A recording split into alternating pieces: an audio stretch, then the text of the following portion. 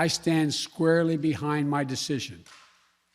After 20 years, I've learned the hard way that there was never a good time to withdraw U.S. forces.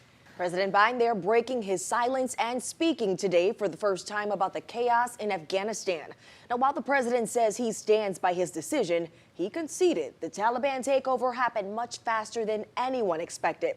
But one Southeast Texas Army veteran who served in Afghanistan and then returned as a contractor questions that logic. Yeah, he was working at the U.S. Embassy earlier this summer and says everybody saw it coming. 12 News reporter Cameron Seibert met with him today in Koontz, and he's here with that man's perspective.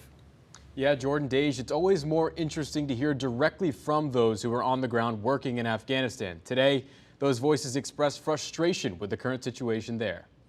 From the living room of his home in Koontz, Army veteran Derek Poe says they all saw it coming. We seen it back in June. They started fleeing checkpoints and abandoning outposts, and this was in Kabul, the heart of their government. Monday afternoon, Poe watched as President Biden addressed the nation, doubling down on his decision to remove troops from Afghanistan.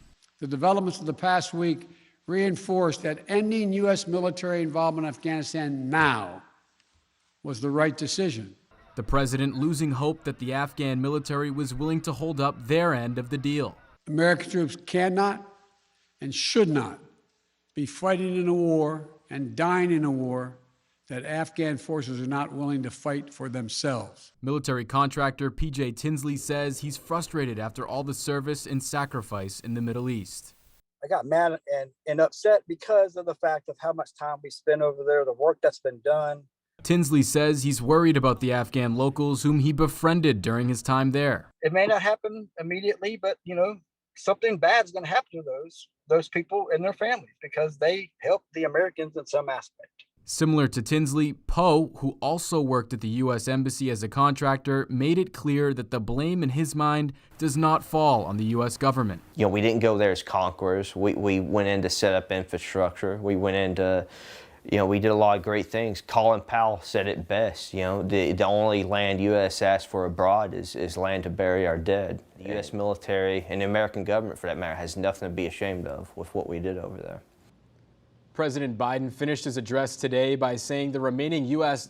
diplomatic presence has been moved to the airport in Kabul. He says the United States is maintaining a laser focus on counterterrorism as the Taliban takes control just weeks before the 20-year anniversary of 9/11. Cameron Seibert, 12 News.